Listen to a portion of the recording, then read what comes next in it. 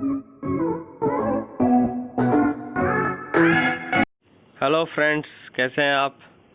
मेरे इस YouTube channel तथास्तु पर आपका हार्दिक स्वागत है। और आज का जो हमारा वीडियो लेसन है वो अलाउद्दीन खिलजी पर है। देखिए, खिलजी वंश पर की ही बात हम करेंगे और आगे का जो हम वीडियो लेसन आगे बढ़ाते हैं स्लाइड्स के साथ। देखिए, खिलजी वंश जो था ये दिल्ली की मुस्लिम सल्तनत में दूसरा शासक परिवार था। यानी इससे पहले कौन था? इससे पहले था गुलाम वंश। ठीक है, गुलाम वंश का जो अंतिम शासक था वो था क्यूमर्स। तो क्यूमर्स की हत्या, जो खिलजी वंश के जो संस्थापक थे जलालुद्दीन खिलजी, उन्होंने उनकी हत्या कर दी। उसके बाद जलालुद्दीन खिलजी की हत्या उनके दामाद, और दामाद तो था ही, उसके साथ उनका भतीजा भी था वो थे अलाउद्दीन खिलजी। तो अलाउद्दीन खिलजी ने जलालुद्दीन खिलजी की हत्या कर दी और उसके बाद खिलजी वंश को आगे बढ़ाया। ठीक है, और इसी के शासनकाल में सबसे सर्वाधिक भारत में सर्वाधिक भूभाग पर खिलजियों ने राज किया। देखिए, खिलजी जो जनजाति थी ये अफगानिस्तान की है।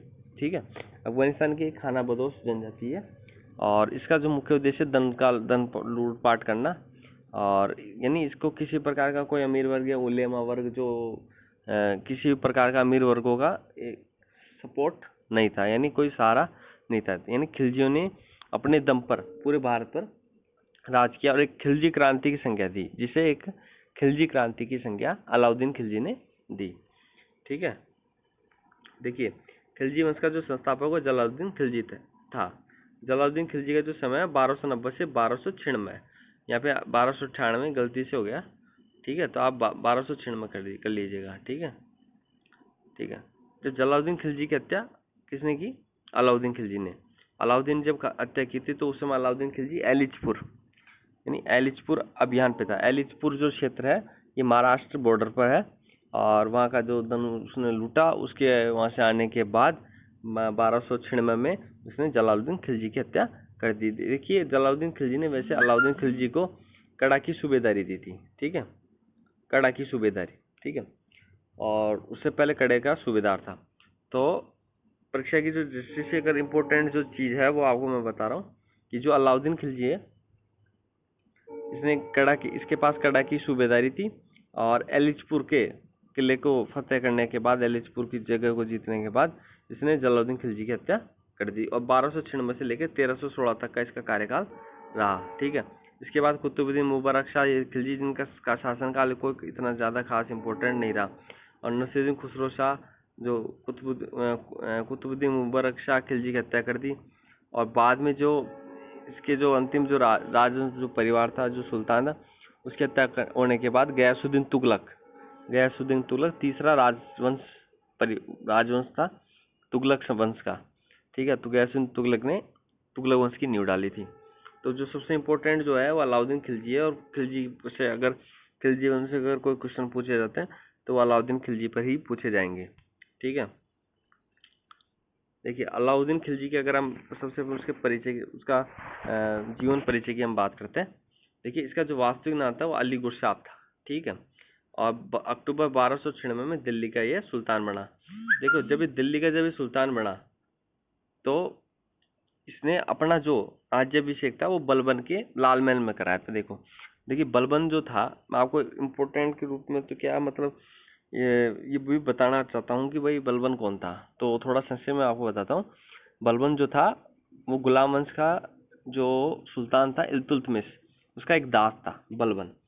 और दास तो था ही, इसके अलावा एक जो 40 दल का जो गठन किया था इल्तुतमिश ने अपने 40 सरदारों को, उसमें वो भी उसका भी सदस्य था। लेकिन बाद में यही बलबन राज करता है सल्तनत काल में गुलाम वंश पर। तो उसका एक महल था लाल महल, जिसमें इसने अपना राज्याभिषेक करवाया था। देखिए, काफी इम्पोर्टेंट है कि ऐसा कौन सा सुल्तान था जिसने बलबन के लाल महल में अपना राज्याभिषेक करवाया, तो वो करवाया था अलाउद्दीन खिलजी ने। ठीक है, और ये खिलजी वंश का दूसरा शासक था। ठीक है, बलबन के लाल महल में इसका राज्याभिषेक अभिषेक हुआ था। सिकंदर सानी की उपाधि इसने धारण की थी। इसके अलावा इसने एक उपाधि और धारण की थी, यामिनी उद्दौला, यानी इसकी दो उपाधियां थी, सिकंदर सानी और यानी उद्दौला। ठीक है, यामिनी उद्दौला। देखिए, अब देखिए, अगर जो भी अलाउद्दीन खिलजी के ने जो उनका जो जो दरबारी कवि था वो था अमीर खुसरो, और अमीर खुसरो बलबन के समय भी उसका दरबारी कवि था। तो अमीर खुसरो के जो ग्रंथ थे, उन ग्रंथों के आधार पर ही इसमें अलाउद्दीन के जो सैन्य व्यवस्था, बाजार व्यवस्था, उसके युद्ध, उसके जो कार्यकाल का उसका जो विवरण है उसने अपने ग्रंथों में किया, और वही ग्रंथ बाद में प्रमाणिक माने जाते हैं आने वाले समय में इतिहास को जानने के लिए। किसी भी राजवंश का, किसी वंश का इतिहास जो जाना जाता है, इन कवियों के किताबों के आधार पर ही जाना जाता है, किताबों के ग्रंथों के आधार पर ही जाना जाता है।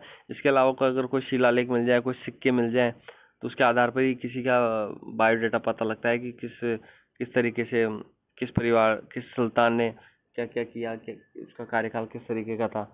तो जो अमीर खुसरो था उसके जो ग्रंथ था, ठीक है, खजाइन उल फतुह, ठीक है, खजाइन उल फतुह, ठीक है, इसका जो ग्रंथ था तो उसके जरिए ही पता। इसके अलावा फरिश्ता, फरिश्ता नामक ग्रंथ से पता लगता है, ठीक है। जियाउद्दीन बन्नी का फतवा जहांदरी, ठीक है, और तारीख फिरोज शाही। देखिए, तारीख फिरोज शाही खजाइन उल फतुह में अलाउद्दीन खिलजी के विजय अभियानों का वर्णन क्या किया है, ठीक है। ये दो, जियाउद्दीन बन्नी और अमीर खुसरो, ये काफ़ी इंपॉर्टेंट है। और इनके जो ग्रंथ है, जहांदरी, फतवाए जहांदरी, तारीख फिरोज शाही और खजाइन उल फतुह, देखो काफ़ी इंपॉर्टेंट है, इसलिए ध्यान रखिएगा। अमीर खुसरो ने वैसे काफ़ी सुल्तानों का राजपाट देखा था, काफ़ी सुल्तानों का राज कार्य किया था। तो हम यहाँ पे अमीर खुसरो के जो इनका जो दरबारी था अलाउद्दीन खिलजी का, तो हम उसकी बात करेंगे। देखिए, मैंने आपको यहाँ 5 नाम बताए: उल्गू खान, नुसरत खान, अल्प खान, जाफर खान और मलिक काफूर, ठीक है। ये काफ़ी इंपॉर्टेंट है। उसका इंपॉर्टेंट होने का कारण क्या है कि उल्गू खां और ये जो पांचों सेनापति जो थे, ये पांचों सेनापति थे इसके, ठीक है। जिसमें जो मलिक काफूर है ना, ये मलिक काफूर है, ये गुजरात विजय, जब इसने गुजरात विजय की थी, गुजरात अभियान चलाया था, तो गुजरात विजय अभियान को इसे 1000 दिनार में खरीदा था इसे, मलिक काफूर को, ये हिजड़ा था। और अबिसिनियाई, जो इथियोपिया है, जो अफ्रीकी महाद्वीप का एक देश है, वहाँ का एक गुलाम था ये, जिसको इसको 1000 दिनारी भी कहा जाता है, 1000 दिनारी भी कहा जाता है। और ये बहुत काफ़ी स्ट्रॉन्ग पर्सनैलिटी थी, काफ़ी स्ट्रॉन्ग पर्सनैलिटी थी। अलाउद्दीन खिलजी के जो साम्राज्यवादी नीति को आगे बढ़ाने में इसका काफ़ी रोल था। और अलाउद्दीन खिलजी का सबसे खास अजीत था। और जो उल्गू खान, नुसरत खान, अल्प खान, जाफर खान, ये 4-5 सेनापति थे। इनके नेतृत्व में इसने उत्तर भारत के अभियान, देखिए इसने 2 तरीके के अभियान चलाए थे। पहला तो इसका उत्तर भारत के जो अभियान थे, और जो उत्तर भारत के जो देश थे, सॉरी, उत्तर भारत के जो प्रांत थे, राजवंश परिवार थे, उनको समाप्त किया। उसके बाद इसने दक्षिणी भारत पर चढ़ाई की। दक्षिणी भारत पर, यानी कुल मिला के ये भारत पहला साम्राज्यवादी व्यक्ति था सल्तनत काल का, और जिसने इतना काफ़ी खिलजी वंश की परंपरा को आगे बढ़ाया। तो हम बात करते हैं आगे की स्लाइड में। देखिए, सबसे पहले हम किसी राजवंश के जानकारी लेंगे, तो सबसे पहले हम उसकी सैन्य व्यवस्था की तरफ देखेंगे। देखिए, सैन्य अगर मजबूत होगी तो उसी से पता चलता है कि उसके विजय अभियान किस तरीके के रहे होंगे। देखिए, सैन्य व्यवस्था में इसने जो सबसे पहला कार्य किया, इसने एक सबसे बड़ी, तो एक बड़ी सेना रखी, ठीक है। बड़ी सेना कैसी थी? स्थायी सेना थी वो, ठीक है। मतलब किसी से उधार की मांग के नहीं लानी पड़ती थी, किसी अन्य पड़ोसी देशों से। तो इसकी खुद की स्थायी सेना थी, जिसको नगद वेतन दिया जाता था। जैसे आज के वक्त पे जैसे हम भारत सरकार जो फोर्स रखती है, तो उनको तनख्वाह दी जाती है, किसी अन्य देश से सेना नहीं लेनी पड़ती, तो वैसे इसे नगद वेतन देता था, ठीक है। दाग और उलिया प्रथा लागू करी, यानी सेना में किसी प्रकार का भ्रष्टाचार रोकने के लिए। इसके अलावा सेना का जो सैनिक होता था, उसका दाग, मतलब उसका उलिया, उसका एक रिकॉर्ड रखा जाता था। इसके अलावा इसने घोड़ों की पहचान के लिए दाग प्रथा, ठीक है, ये घोड़ों के लिए था, दाग प्रथा घोड़ों के लिए थी। और उसने उलेमा को, जो उलेमा जो वहाँ का काजी वर्ग वगैरह जो होता है, तो उसको इसने मतलब कुल मिला के कुरान से विपरीत, कुरान में जो नियमों के विपरीत ये चला है। यानी इसका देखा जाए तो उलेमाओं के प्रशासन में हस्तक्षेप से रोके, यानी उलेमाओं को सिर्फ शिक्षा वर्ता के सीमित कर दिया। यानी फालतू का जो जो उनके द्वारा जो ज्ञान उसको फालतू का लगता था, यानी उलेमाओं द्वारा जो ज्ञान दिया जाता था, इसने वो ज्ञान सिर्फ आगे के एजुकेशन वगैरह जो भी उस वर्क जो शिक्षा तक ही इसको सीमित रखा, यानी इसको प्रशासन में इसकी भूमिका कम से कम रही। देखिए अलाउद्दीन खिलजी की दूसरी बात हम करते हैं राजस्व सुधार की नीति। देखिए राजस्व सुधार की नीति में क्या किया इसने कि भू राजस्व पद्धति को समाप्त कर भूमि की पैमाइश का करारोपण किया। यानी जैसे वो होता था नस्क बटाई, मतलब खड़ी फसल को काट आदि देख के मतलब फसल की बटाई कर लेते थे, तो वैसे उस तरीके से टैक्स लिया जाता था, यानी अनाज का टैक्स लिया जाता अनाज के रूप में। परंतु उसने इसके लिए क्या किया, सबसे भूमि को नापना, यानी भूमि के आधार पर। तो इसने बीघा बीघा प्रणाली शुरू की, ठीक है। भूमि को बीघा, बिस्वा बीघे का बिस्वा भाग, ठीक है। और भूमि की पैसा पैमाइश करे, जिसे मसाहत पद्धति कहा जाता है, ठीक है। इसके अलावा कर वसूली के लिए इसने वेतनभोगी राजकीय अधिकारी नियुक्त किए, यानी इसने गवर्नमेंट सर्वेंट जो टैक्स वसूल करते थे किसानों से, उसने गवर्नमेंट अधिकारी रखे, यानी तनख्वाह के बेस पर। यानी जो पहले वो जो चलता था कि उस एरिया के किसी जमींदार को टैक्स के लिए पाबंद कर दिया जाता था और उसका कुछ 10 से 20% वो रख लेता था, 75% वो आगे भेज देता था सुल्तान के पास। तो उसने वो परंपरा खत्म कर दी, यानी इसने राजकीय धन से के ऊपर अधिकारी नियुक्त कर लिए। देखिए इसके भू राजस्व की दर थी 50%, सर्वाधिक थी। 50% इसके भू राजस्व की दर थी, यानी फिर आधा आधा, ठीक है, 50-50। इसके अलावा इसने धरी और चरी नामक कर वो लगाया। देखिए चरी जो कर लगाया, जो इसने जो चरी जो कर था वो लगाया था दुधारू पशुओं पर, यानी पशुओं के जो भैंस वगैरह जो दूध वगैरह जो गाय देने वाली, उसके ऊपर टैक्स लगाया जाता। और धरी जो झोपड़पट्टी जो बनाते थे गांव मकान घर कमरे, तो उनके ऊपर भी धरी नामक टैक्स लगाया जाता था। इसके अलावा एक कर और था खुम्स, खम्स सॉरी खम्स। खम्स क्या होता था, जो युद्ध में और चोरी का जो माल होता था, लूटा हुआ माल सॉरी, तो उसमें ये होता था, तो उसमें कुछ भाग जो लूट कर लेके आता था वो खुद अपने पास रखता था और थोड़ा बहुत माल वो सुल्तान को दे देता था। पर इसने क्या किया कि इसको पता था कि अगर सैन्य व्यवस्था मजबूत होगी, सेना के लिए चाहिए धन, और धन के लिए अगर हमें कमाना है तो हमें राजस्व नीति हमारी मजबूत होनी चाहिए और हमारी प्रशासनिक नीति मजबूत होनी चाहिए। तो इसने जो खम्स जो कर था युद्ध में जो लूटा हुआ माल होता है, तो इसने जो परसेंटेज निकाला वो निकाला कि 80% भाग लूट का, 80% भाग तो सुल्तान के पास जाएगा और 20% भाग जाएगा सैनिक के पास, जो लूटने वाला है उसको मतलब 20% ही मिलेगा, ठीक है। देखिए ये जो मैप है इसके बारे में मैं बता रहा हूँ आपको किस तरीके से इसने पूरा अफगानिस्तान से लेकर यहाँ तक का एरिया कवर किया, ठीक है। इस पे तो इसने फुल क्षेत्र पे कायम किया था।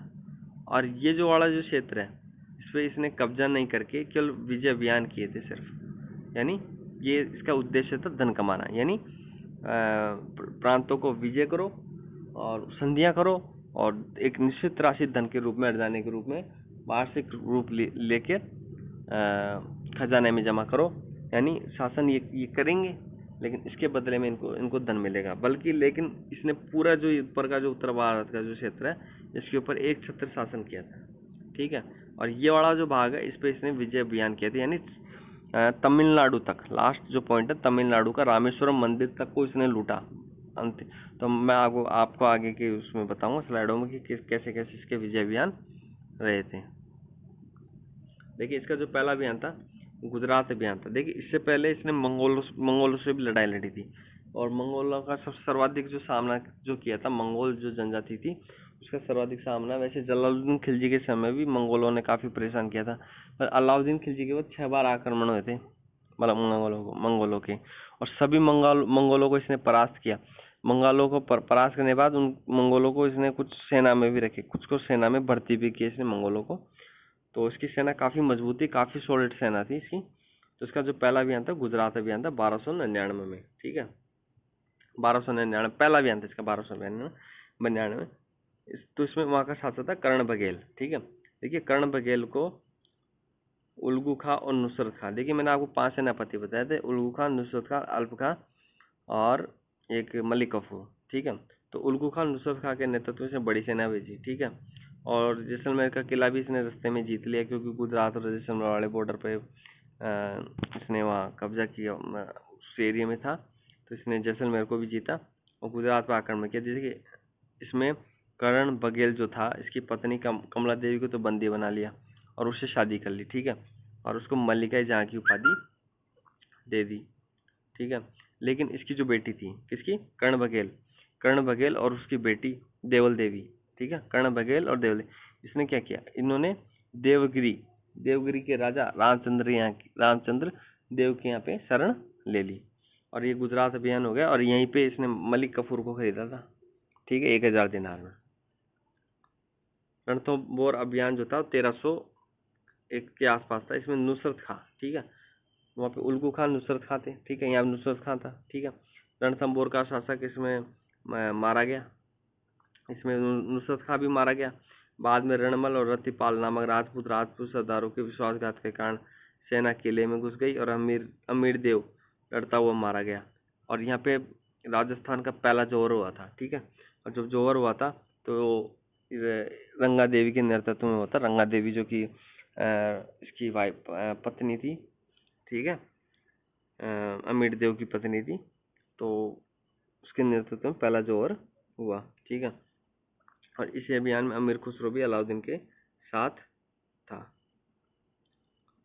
देखिए इसके बाद 1303 का चित्तौड़गढ़ का अभियान। देखिए आपको सबको बाली पता है, चित्तौड़गढ़ का एक सामरिक महत्व इसलिए था क्योंकि ये दक्षिणी क्षेत्र पे था, ठीक है, मजबूत किला था, ठीक है, व्यापारी मार्ग भी इसी से होकर गुजरते थे, तो एक तो ये इम्पोर्टेंस थी।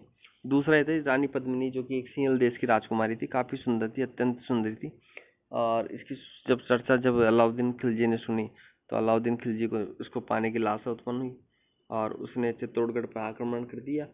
और इसमें गोरा बादल शहीद हो गए, जो कि सिंहल देश की जो राजकुमारी पद्मिनी थी यानी रावल रतन सिंह थे, इनके साले थे, ठीक है, इनके साले थे गोरा बादल, वो शहीद हो गए।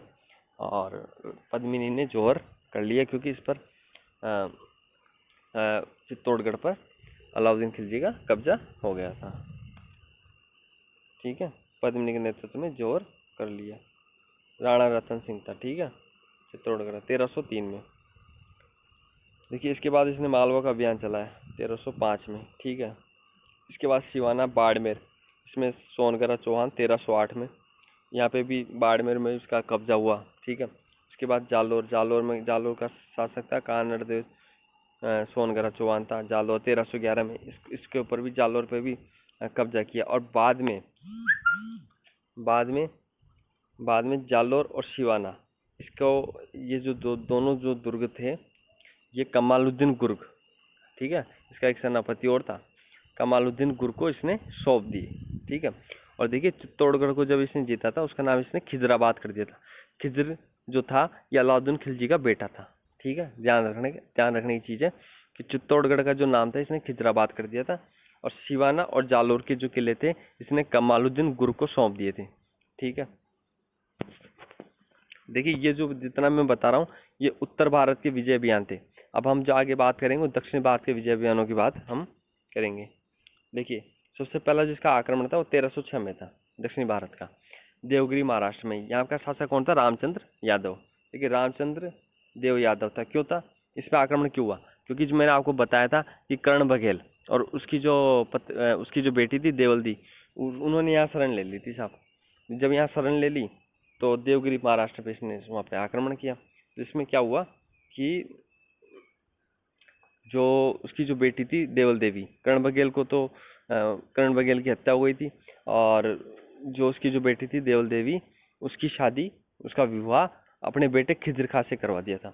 और रामचंद्र देव यादव जो था उसको एक तरीके से एक समाधान दे दिया और कुछ धन वगैरह से काफी लूटा।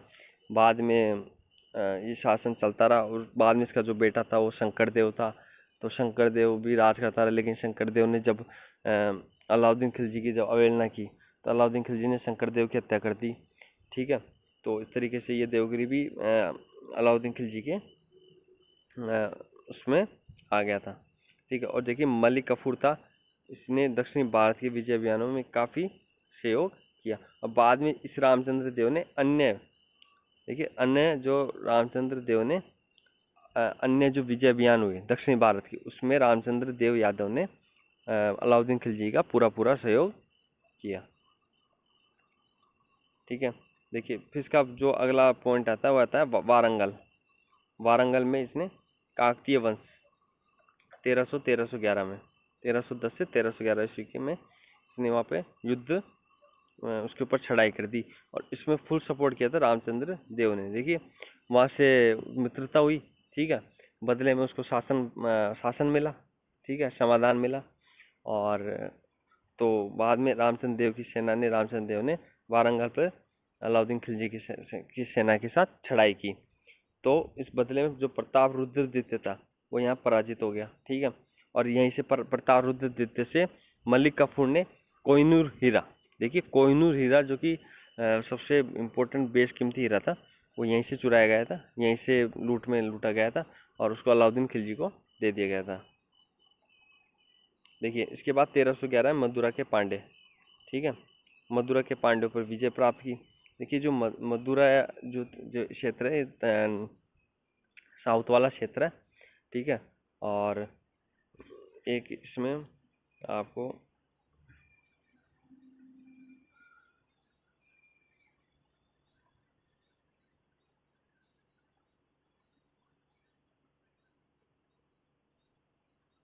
देखिए मदुरा के पांड्यों पर इसने 1311 में कब्जा किया। तो देखिए जब कुलशेखर की वो डेथ हो गई तो वीर पांडे सुंदर पांडे दोनों भाइयों के बीच युद्ध चल रहा था। लेकिन जैसे अलाउद्दीन खिलजी की सेना जब आक्रमण पर आई तो दोनों भाई भाग खड़े हुए।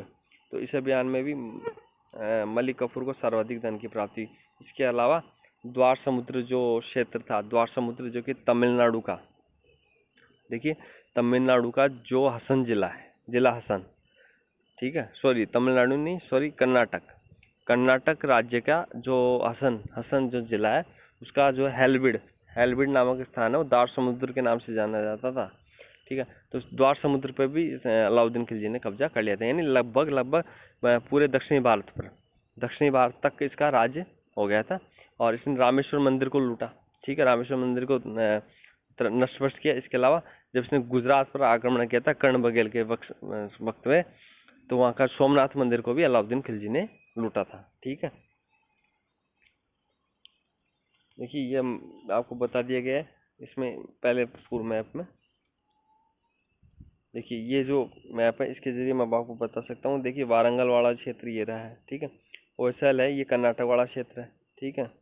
और ये जो नीचे तक का जो क्षेत्र है पूरे दक्षिण भारत का, रामेश्वर मंदिर तमिलनाडु तक का है, ठीक है। देवगिरी पे आक्रमण, देखिए देवगिरी महाराष्ट्र में, मांडू जो एरिया है ये गुजरात महाराष्ट्र मध्य प्रदेश के बॉर्डर पे मांडू है, ठीक है। कड़ा, ठीक है, रणथंबोर चित्तौड़गढ़ गुजरात, ठीक है। ये सारे जो आक्रमण वाले जो क्षेत्र हैं ये इसका पूरा, या चाहे तो आप इसका स्क्रीनशॉट ले सकते हो, ठीक है। इस तरीके से इसने 1296 में कड़ा की जिसने सूबेदारी ली थी, इसने कड़े पे विजय पा ली थी। और कड़े पे से ही इसने डायरेक्ट जलालुद्दीन खिलजी की हत्या की जब तो फिर ये दिल्ली का सुल्तान बन गया था। देखिए एक सबसे इम्पोर्टेंट और जो चीज़ है वो काफ़ी इम्पोर्टेंट है, वो ये है कि अगर कोई प्रश्न पूछा जाता है कि दिल्ली का कौन सा सुल्तान था जिसने बाजार व्यवस्था को मजबूत बनाया, तो देखिए बाजार व्यवस्था, सैन्य व्यवस्था, राजस्व नीति, सारी जो मजबूत जो चीज़ें थी वो अलाउद्दीन खिलजी के वक्त की ही थी। अलाउद्दीन खिलजी ने जो इनाम के रूप में जो ज़मीनें दी जाती थी, इक्ताएँ, ठीक है, जिसके ऊपर संबंधित व्यक्ति को राजस्व प्राप्त करने का जो वो एक अधिकार मिल जाता था, तो उन सभी भूमियों को इसने खालसा भूमि में परिवर्तित कर दिया था। यानी खालसा भूमि वो होती है जिसके ऊपर जो सीधे सुल्तान के अधीन होती है, किसी राजा के अधीन होती है, और उसका समस्त जो टैक्स होता है वो सीधे राजा के पास जाता था। तो इसने जो भी इनाम में जिसको जमीनें जो वगैरह जो दी, भूमियाँ दी, उसमें सारी भूमि इसने खालसा में मिला ली थी, ठीक है। इसके अलावा इसने बाजार व्यवस्था का सफल बनाया, जिसमें सेनाई मंडी, देखिए सेनाई मंडी बाजार का अधीक्षक होता था जो बाजार के भाव माव तोल, बाजार की निगरानी करता था, बाजार को नियंत्रित करता था। बिचौलियों को इसने समाप्त कर दिया, किसानों से और व्यापारियों को फिक्स जो रेटों पर अनाज प्रोवाइड करवाना, ये सारे काम सेनाई मंडी के जरिए होते थे, ठीक है। ये अधिकारी थे, सरकारी अधिकारी थे पूरे। और नाजिर मापतोल के अधिकारी को कहा जाता था, परवाना नवीस परमिट का अधिकारी था। और मुहस्सिब, देखिए मुहस्सिब भी काफ़ी इंपॉर्टेंट है परीक्षा की दृष्टि से। मुहस्सिब वो होता था जो ये देखा जाता था कि वो कोई व्यक्ति धर्म के अनुसार कार्य कर रहा है कि नहीं कर रहा, और जो धर्म के विरुद्ध कार्य करता है, यानी थोड़ा अनैतिक कार्य करता था, उसको कड़े से कड़े दंड दिया जाता था। तो मुवस्सिब एक धार्मिक अधिकारी के रूप में होता था, ठीक है, आचरण पर नजर रखता था मुवस्सिब, ठीक है। और दीवाने रियासत या आर्थिक अधीक्षक होता था, ठीक है, जो आज के वक्त में आप इकोनॉमिक एडवाइजर कह लो, ठीक है। तो आज का जो हमारा लेसन है वो अलाउद्दीन खिलजी पर था, और ये काफ़ी पर्याप्त है आपके एग्जाम की दृष्टि से। अगर आपको मेरा ये वीडियो, आज का जो लेसन अच्छा लगे, तो आप इस पर लाइक सब्सक्राइब कीजिएगा। Thank you.